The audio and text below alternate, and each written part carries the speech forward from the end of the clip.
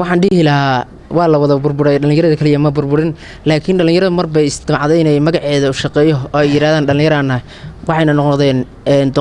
doqontii dabka qaaday buulka habarteed ku gubtay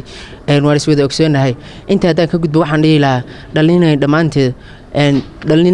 dhalinyarada dhamaanteed dawladeena dhaqaaqday aan dhisno aan dhamayn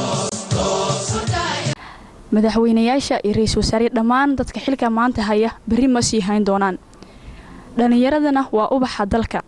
waxa bari dadka wax u qabanaya xilalka ay maanta hayaana waa dhalinyarada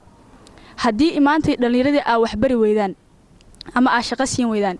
idinkana bari markaa xilka ka degtaan dhalinyarada ay qabtaan ilmihiinniba waxay noqonayaan sida ay maanta kuwa kale ahaayeen dawladda horta baan ka baaqi lahay maadaama urur doorka jaara dawladda wadanka roog anti dhalinyaradan soo bad meel ay dhaqan celin haani anku ay wal barashada oo meel ay free asiyaan waa dadku isku mid ma dadka qaar ab dagaalku ay banjiyay meel ay dhaqaalaan dadka qaar wal barasho fadaan laakiin awoodiyo dhaqaalaan hajanjiyay marka way bakala taliyay dawladda awalan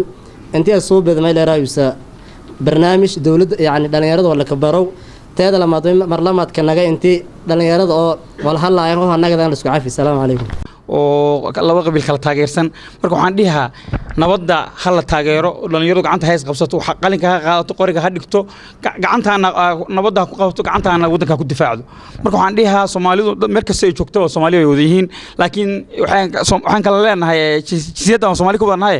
dadkeena Soomaaliya ka yimid oo reer Soomaaliya waxaan dhihaa wadankeena inta qabiilka iska diino dhalinyarada gacanta is qabsato ilaahayna aan ka cabsano ay sacafino aan wadankeena dhisano odayaashana waxaan kula talinayaa dhalinyarada inay ka daayaan dabka ay ku shubayaan iyo tahriibka